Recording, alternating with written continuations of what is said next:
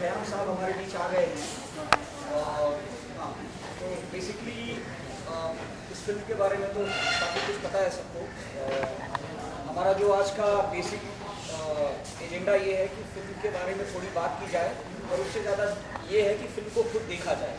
तो हमने इसलिए एक वीक पहले फिल्म का प्रेस शो रखा है कि लोग देख सकें और इस तरह की फिल्म के बारे में एक पूरी तरह लोगों को बता सकें कि इस तरह की फिल्म है। मैं परिचय कराना चाहूँगा आपके सामने बाएं से जीत गोस्वामी जी हैं, इनके लीड एक्टर हैं, ये फिल्म में सदन का रोल प्ले कर रहे हैं।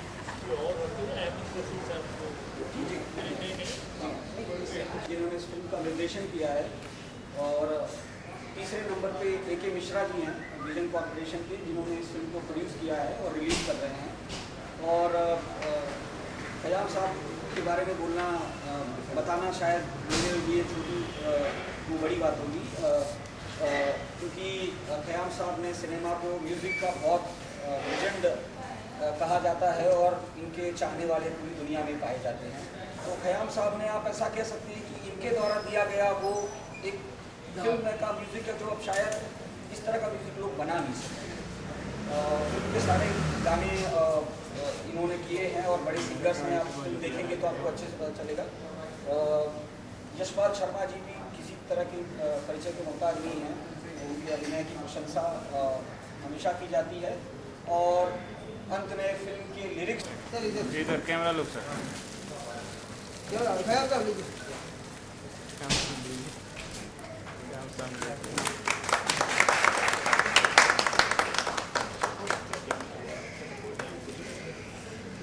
या मिश्रा जी वही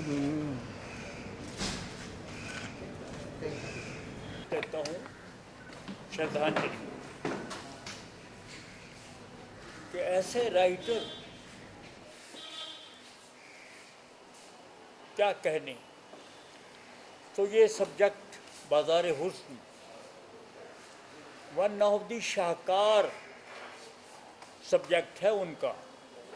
ये हमारे उर्दू हिंदी पूरे साहित्य में ये इसको माना गया है, ये शाहकार सब्जेक्ट है। और मैं मुबारकबाद देता हूँ पूरे यूनिट को। और मुंशी प्रेमचंद जी का हक अदा किया इन्होंने। अजय मेहरा साहब ने बहुत अजय मेहरा साहब कैप्टन ऑफ द शिप हैं हमारे, तो इन्होंने इतना अच्छा बनाया है इस फिल्म को। और कोई मन घड़त कहानी नहीं है, मन घड़त कोई वाक़या नहीं है। जो लिखा हुआ है वो उन्होंने उस पे ऊपर सेलुलाइट के ऊपर उतार दिया है एज इट इज। और वन ऑफ दी मेरी ये फेवरेट फिल्म है कि ये हम खुशनसीबी है हमारी कि हम इस यूनिट के यकीनन हमें चुना, हमारे अजय मेहरा साहब ने, आप सब ने जो चुना कि इसका हम हक अदा कर सके। और हमने हक अदा किया है। आप सुनेंगे सब नगमे जो हमने किया। अहमद वसी साहब के बहुत बड़ा योगदान है नगमात में लिखने का। और माया गोविंद जी उन्होंने गाने लिखे हैं। और फिर लोकगीत हैं इसमें, राज शर्मा साहब उन्होंने किए हैं। बहरहाल तो ये मैं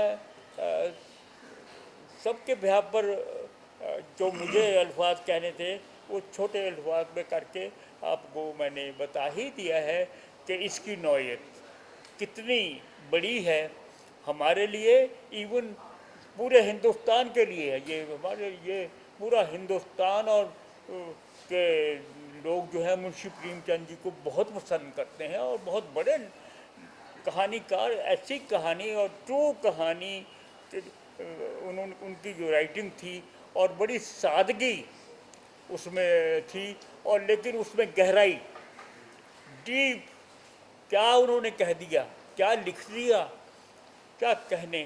सो वंस अगेन उनको श्रद्धांजलि और खराज अकीदत देता हूँ मैं। और पूरे यूनिट की तरफ से अपना जो मैंने शब्द कहने थे मैंने कहे हैं। अब ने आप मिश्रा जी हैं और अजय बेहरा साहब हैं, क्योंकि इनको इतनी स्टडी है बनारस की गलियों की, मोहल्लों की, घाट्स की, बहुत ज़्यादा स्टडी है इन्होंने, पूरा वो सारा। और इतनी अच्छी पिक्चर आप खुद देखेंगे जब पिक्चर, आप बहुत पसंद करेंगे कि इतनी अच्छी फिल्म बन सकती है। या आप जो कुछ अल्फाज कहें अजय जी, आप कुछ जो कह दिया है उसके आगे कुछ और मिश्रा जी कुछ कहे नहीं।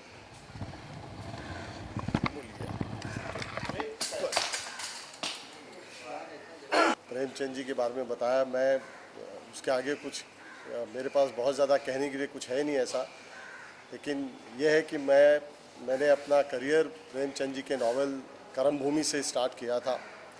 और मुझे अभी भी याद है, मैं तब मेरी कुछ 28-30 साल की उम्र होगी, तो बहुत कम उम्र में प्रेमचंद जी जैसे फेमस राइटर के साथ इंसाफ करना बहुत मुश्किल काम था।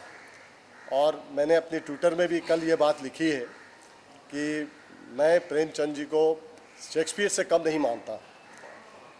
आई consider him the Shakespeare of India, and because he is given so much to our Hindi literature. और उसमें उन्होंने जो भी अपनी कहानियाँ कही हैं वो सब समाज की प्रॉब्लम को लेके उन्होंने उस ज़माने में कहानियाँ लिखी हैं। और वो चाहे उनकी शॉर्ट स्टोरी हो, चाहे वो उनका गोदान हो, चाहे कर्म भूमि हो, चाहे उनका सेवा सदन हो। सेवा सदन दरअसल यही फिल्म है, इसका हिंदी रूपांतर सेवा सदन है। ओरिजिनली ये बाज़ार हुस्न के नाम से लिखा गया था, पहले उर्दू में लिखा गया था, फिर बाद में इसको हिंदी में ट्रांसलेट करके सही बनाया गया है। और मैंने ये फिल्म जब बनाने के लिए सोचा तो सबसे पहले मेरे दिमाग में इस म्यूज़िक के बारे में आया, तो मैंने सिवाय खयाम साहब के और कोई मेरे दिमाग में आया ही नहीं। तो खयाम साहब, यशपाल जी, ओमपुरी और राजीव वर्मा, ये सारे, राजन किनागी जो इसके बहुत बड़े सिनेमेटोग्राफर हैं, उनको काफ़ी नेशनल अवार्ड भी मिले हैं, खयाम साहब को भी मिले हैं। तो बड़े लोगों ने इसमें काम किया है और हम चाहेंगे कि ये फिल्म आप देखें और ख़ुद बताएं कि हमने कितना इनके साथ इंसाफ किया है। बस यही कहना चाहूँगा मैं। यशपाल जी हैं, यशपाल जी कुछ हाँ। मैं जब प्रेमचंद पढ़ता था स्कूल कॉलेज में, या खयाम साहब के कुछ फिल्में देखता था, तो मैंने कभी सपने में भी नहीं सोचा था कि प्रेमचंद की कृति मैं कर पाऊँगा स्क्रीन के ऊपर, और ऐसे दिग्गजों के साथ ऐसे बैठा होऊंगा या इनके मतलब काम साथ में कर पाऊंगा। मैंने कभी सपने में भी नहीं सोचा था रियली में, क्योंकि स्टार या उनसे बड़े या जितने जो जान या जिसको बोलते हैं आत्मा फिल्मों की जो होते हैं, यही लोग होते हैं। बेशक हम कॉलेज के लड़कों की तरह सीटियां मारने वाले बेशक फ़ैन ना हों, लेकिन बिल्कुल दिल की गहराइयों में उतरने वाले फ़ैन इनके हमेशा आज भी मिलेंगे और हर जगह मिलेंगे। तो मैं बस यही है कि एक ऐसा किरदार है इसमें, क्योंकि प्रेमचंद के तो हर कहानी में या नाटकों में या इसमें नॉवल में ऐसे डिटेलिंग में किरदार लिखे होते हैं कि उसमें बहुत ज़्यादा आपको रिसर्च करने की ज़रूरत नहीं है, क्योंकि इतना क्लियरली इसने इतना इलेबोरेट किया होता है हर करेक्टर। और तो ये भी एक करेक्टर है, थोड़ा सा नेगेटिव शेड है इसका भी, जो कि प्रॉब्लम क्रिएट करता है बहुत। और जितने भी प्रॉब्लम्स फिल्म में आप देखेंगे या टेंशन होगी, अभी पता नहीं मुझे, अभी देखते हैं, बहुत दिन हो गए देखे हुए। तो हाँ, तो गजाधर ये तो नस तो क्या इनको बनारस ये बाजार हुस्न है। अभी मैं बाजार हुस्न के बाद कई सीरीज कर लिया हूँ, इसलिए भूल गया हूँ। तो फिल्म देखते हैं, मेरे ख्याल उसमें ज़्यादा मज़ा है और काफ़ी सारी चीज़ें फिल्म अपने आप बोल देगी, क्योंकि जिस तरीके की उसको बनारस में ही जाके किया जा सकता था और जो उन्होंने किया, बिल्कुल ऑथेंटिक लग रहा है सब कुछ। बनारस में ही हुई है मेरे ख्याल से 90%। पूरी पिक्चर वहीं बनी है। 90% सिनेमेटिक लिबर्टी जो टेक्निकली लेनी चाहिए, मिश्रा जी को सिनेमेटिक लिबर्टी दो तरीके की होती है। मैं चूँकि थोड़े पुराने स्कूल का स्टूडेंट हूँ और फिल्म के ग्रामर को बहुत अच्छी तरह समझता हूँ, तो सिनेमेटिक लिबर्टी मुझे ऐसा लगता है कि दो तरीके की होती है। एक होती है कि आप स्क्रिप्ट लेवल पे कितनी सिनेमेटिक लिबर्टी ले रहे हैं, और दूसरी होती है कि आप टेक्निकल लेवल पे आप कितनी सिनेमेटिक लिबर्टी लेके आप फिल्म को आप ट्रीटमेंट दे रहे हैं। तो इसमें हमने स्क्रिप्ट लेवल पे कुछ भी कॉम्प्रोमाइज़ नहीं किया है। जहाँ तक हमने कोशिश की है कि नावल की जो आत्मा है, नावल का जो जिस्म है, उसको बरकरार पूरा मेंटेन किया जाए, उसकी आत्मा को जीवित रखा जाए। तो वो हमने पूरे उसको थ्रू आउट हमने उसके कैरेक्टर्स को सबको मेंटेन रखा है। कहानी में चूँकि कहानी अगर आप देखेंगे इसमें, तो ये है तो एक दहेज की कहानी। एक दहेज की प्रॉब्लम हमारी देश में शुरू से रही है, सालों से रही है, और किस तरीके से एक फैमिली दहेज की वजह से, एक पुलिस दरोगा किस तरीके से दहेज की वजह से उसका पूरा परिवार गिर जाता है, एक परिवार की खुशियाँ बिखर जाती है, और उसी परिवार की एक बेटी जो किसी तरह सरकमस्टांसेस से बाईजी के कोठे पे पहुंच जाती है, और वहाँ पे हमारे यशपाल शर्मा जो हैं वो उसके हस्बैंड होते हैं। और एक मैं ज़रूर बात कहूँगा कि मुंशी प्रेमचंद जी के और शरद चंद्र जी के नावल में कभी कोई नेगेटिव कैरेक्टर नहीं होता, कभी भी नहीं होता। आप उठा के कोई नावल पढ़ लीजिए, कोई कहानी पढ़ लीजिए, आपको कभी, ये बड़े राइटर्स की खासियत थी कि इनके नेगेटिव कैरेक्टर नहीं होते थे, इनके हालात नेगेटिव होते, वो बन जाते थे। तो हाँ, वो शेड आ जाता था, लेकिन इनकी कोई ऐसा नहीं था कि जैसे आज हम फिल्मों में दिखाते हैं कि कुछ भी नेगेटिव हो गया, बिना वजह के कुछ आपने उसको क्रिएट कर दिया। तो इनकी जो सरकमस्टांसेस थे वो बहुत स्ट्रांग होते थे, क्योंकि आदमी के हालात ही ख़राब होते हैं, इंसान ख़राब नहीं होता, उसके हालात उसको वैसे बना देते हैं। हिंदी को आपने सामान्य जनरल ऑडियंस तक हिंदी में भी आपने फिल्म किया है, संवाद नहीं, संवाद में इसमें मोस्टली मीर मुनीर साहब ने जो संवाद लिखे हैं, और धनंजय हैं, इन्होंने स्क्रीन प्ले लिखा है इसका, और इन दोनों ने, हाँ, तो बिल्कुल इनको उपन्यास दे दिया गया था, और ये कह दिया गया था कि इसमें जो डायलॉग हैं प्रेमचंद जी के, वो कोशिश कीजिएगा कि रहें, वो डायलॉग बदले नहीं जाए। तो कई जगह पे अगर डायलॉग कोई बदल भी देता था तो मैं सेट पे वापस उसको वापस रीराइट कर देता था, क्योंकि मुझे वो याद थे डायलॉग काफ़ी उनके।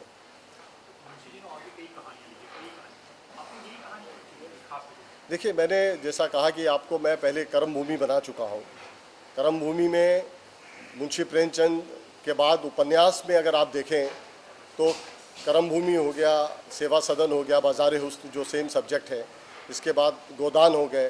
कुछ सब्जेक्ट ऐसे हैं जो आज से रिलेट करते हैं, जो आज कंटेम्प्रेरी प्रॉब्लम से रिलेट करते हैं। तो कोई भी सब्जेक्ट जब आप पुराना उठाते हैं, 40 साल 50 साल पुराना, कोई शेक्सपियर के ऊपर फिल्म बनाता है, कोई दूसरे नावल पे देवदास बनी, फिल्म बनी, तो वो भी आज से 50 साल पुराना सब्जेक्ट है, लेकिन आपने उसको कंटेम्प्रेरी कैसे उसको आपने ट्रीटमेंट दे के उसको रिलेट करवाया आज के लोगों के साथ, वो हमने इसमें कोशिश की है थोड़ी बहुत। हिंदी साहित्य की कमनसीबी की जगह विशाल भारद्वाज को शेक्सपियर नजर आता है, शिवा नजर आता है, तो मुंशी प्रेमचंद नहीं है, जैसे उन्होंने कहीं पढ़ा नहीं हो, जब भी ये क्या फरमाया हो आपने, मुझे फिल्म ऑफर की गई थी, सोचा जैसे मैंने पहले अर्ज किया कि मुझे पढ़ने का भी शौक़ है, पढ़ता रहता हूँ बड़े बड़े। तो मुंशी प्रेमचंद जी का जब इन्होंने नाम लिया, कि मैंने पढ़ी हुई थी उनकी सारी किताबें, और इतना अच्छा लगा कि मुझे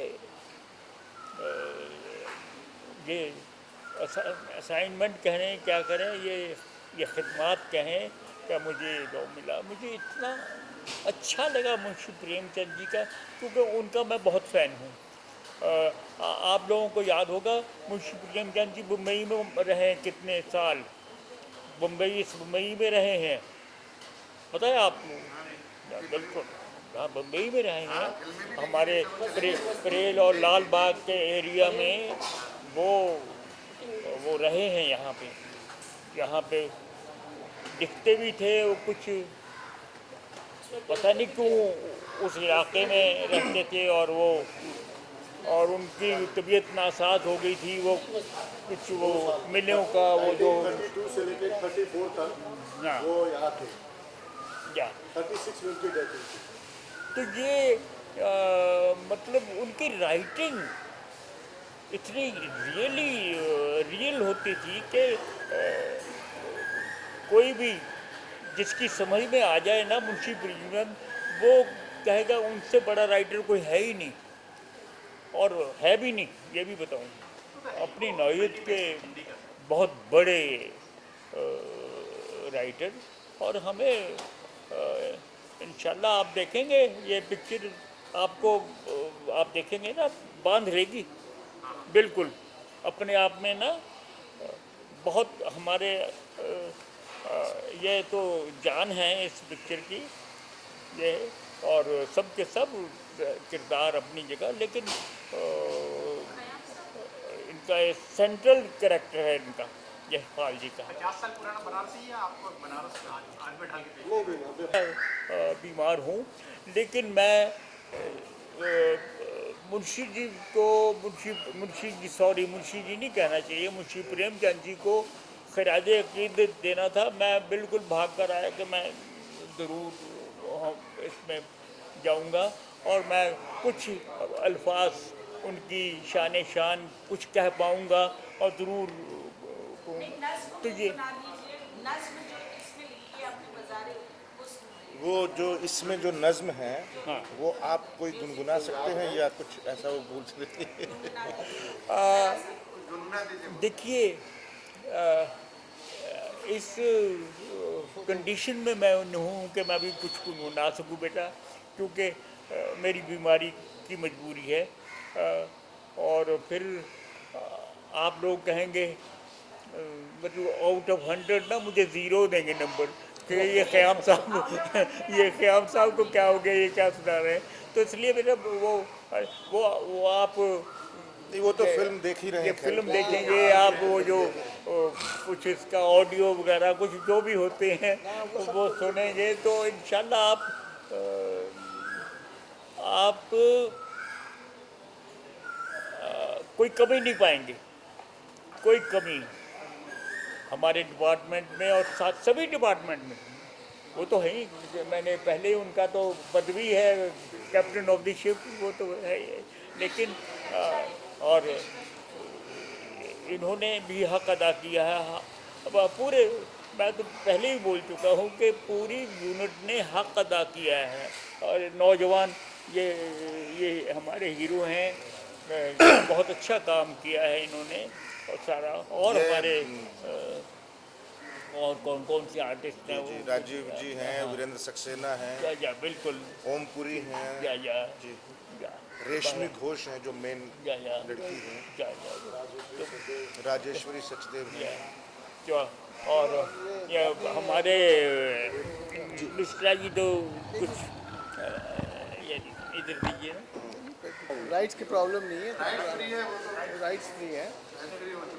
और कॉपीराइट एक्ट के हिसाब से 50 साल के बाद, राइटर की डेथ के बाद, वो फिर नेशन को चले जाते हैं। तो जो कलाकार आपने चुने हैं, जी, ये बहुत बिफिटिंग रोल है। और आजकल लोग साहित्य के ऊपर पिक्चरें कहाँ बहुत कम बन रही हैं, तो आई फील प्राइड कि हम लोगों ने ऐसा एक्सपेरिमेंट किया है और उसको बना रहे हैं। और क्योंकि मोस्टली जो हिंदी साहित्य में जो बड़े राइटर्स हैं उनके ऊपर फिल्में अभी बनना कम हो गई हैं, लेकिन ऐसी फिल्मों की भी अब इस फिल्म को आप देख के आप पाकीज़ा और उमराव जान की टक्कर में पाएंगे।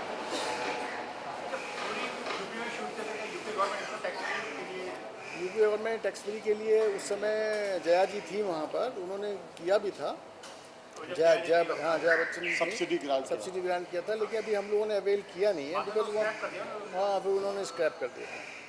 लेकिन अभी ये अखिलेश यादव जो मुख्यमंत्री हैं उन्होंने इस फिल्म को देखने के लिए अपनी इच्छा जाहिर की है। यूपी गवर्नमेंट नहीं, हम लोगों ने इंटरटेनमेंट टैक्स माफ़ करने के लिए अप्लाई किया है, वो फिल्म देखने वाले हैं। और ये प्राइम मिनिस्टर को भी भेजी गई है फिल्म पीएम हाउस में दिखाने के लिए, बिकॉज उनकी कॉन्स्टिट्यूंसी को बिलोंग करती है, तो वहाँ के उनका इंटरेस्ट रहता है। हाँ, मोदी जी की कॉन्स्टिट्यूंसी है ना उसमें।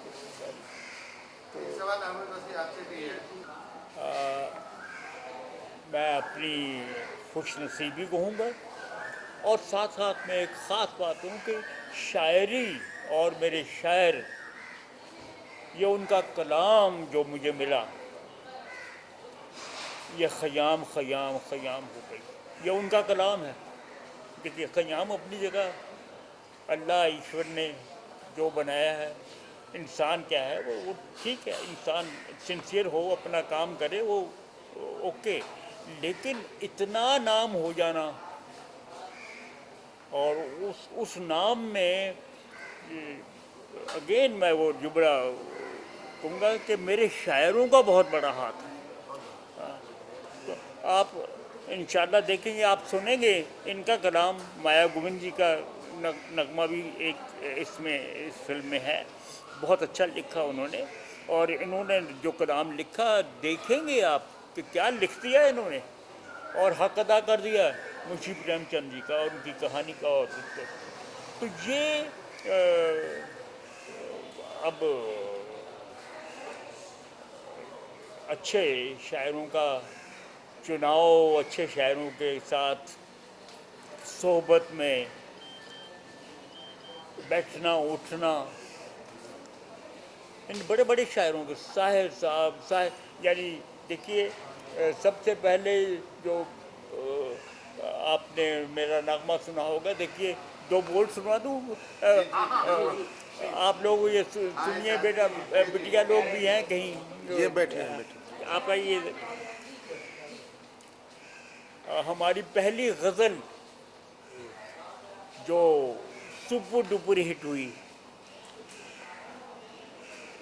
ये 48 में रिकॉर्ड हुई, 48 और 49-50 में रेज ऑफ द नेशन बनी गज़ल।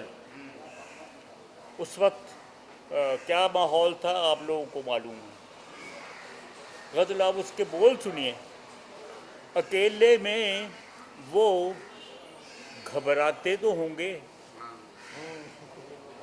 अकेले में वो घबराते तो होंगे, मिटा के मुझको पछताते तो होंगे। क्या बात है। मिटा के मुझको पछताते तो होंगे। आगे सुनिए, हमारी याद आ जाती तो हो, हमारी याद आ जाती तो होगी, अचानक वो तड़प जाते तो होंगे। तो ये पहली गज़ल मेरी ऐसी हिट हुई।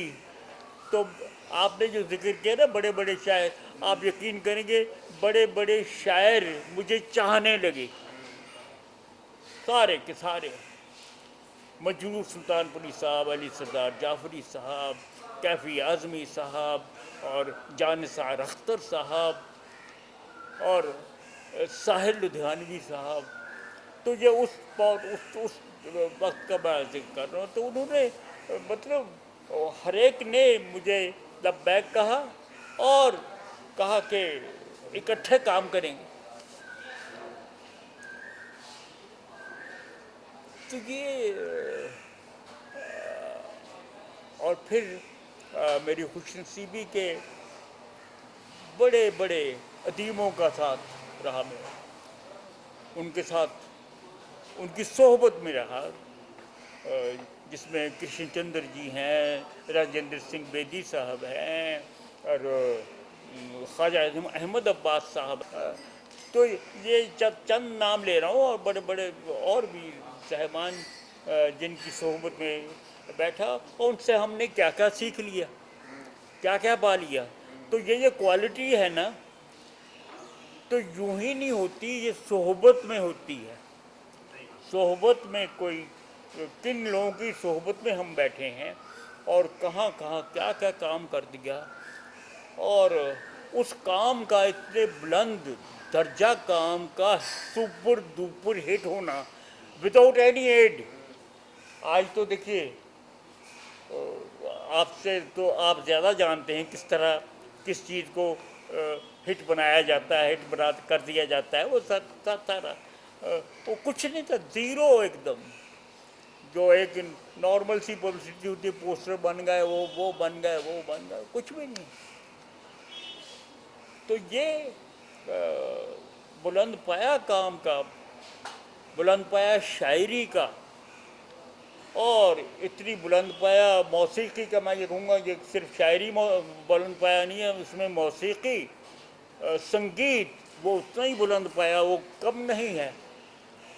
वो दोनों मिलकर इतना वो एक जैसे होता है ना, लोगों को कहना है कि एक जादू क्रिएट होता है, जादू क्रिएट होता है, एक नशा क्रिएट होता है, यानी ये आलम रहता है। और अगेन मैं उस बात पे आ जाता हूँ कि ये अच्छी शायरी जो मिली, अच्छे दोस्त मिले, अच्छे मेहरबान मिले, मोहसिन मिले, ये सब के सब इतना मुझे इन्होंने चाहा, इतना। और मगर थी वो गज़ल, पहली गज़ल अब वेरी यंग एज में मैंने कंपोज किया। वो ये उनकी पिक्चर का, मेरी का, उसमें मुमताज़ शांति, उसमें अल-नासिर साहब बड़े खूबरू हीरो थे, और वीना जी, आपने नाम सुना, वीना जी बड़ी नो औरत, तो वो उनकी जोड़ी बड़ी थी, तो उन पे ही फिल्माया गया। थोड़ी सी हिस्ट्री बता दूं कि ये किस तरह बनाया मैं, बहुत ही सिंपल ट्यून। ऐसे एक तो प्रोफेशनल जो लिख लिया या सीख रहे हैं तो वो किस तरह गाएंगे, और जो सीखा है उन्होंने प्रोफेशन नहीं है वो कैसे गाएंगे इसमें। तो एक स्टूडेंट जो है फाइन की मोहब्बत की कहानी है, और वो किस तरह शायराना अंदाज दिया मैंने। ये धुन जो है ना शायरा है, ये धुन है बिल्कुल, बहुत ही उसमें साधु पूरे हिंदुस्तान को पसंद आई। इस गाने को उस वक्त कहा ये गाना, ये वही गाना है, और आपके वो मौसार है और वली साहब का कलाम था। सो ये मैं लिया, और लेकिन मैं बातें जो लिंक होती हैं मैंने बता दिया, मुझे मालूम है आप इतना नहीं ना कोई आएगा, लेकिन फिर भी आप लोगों के नॉलेज में। सो आप कुछ ज़्यादा काम कर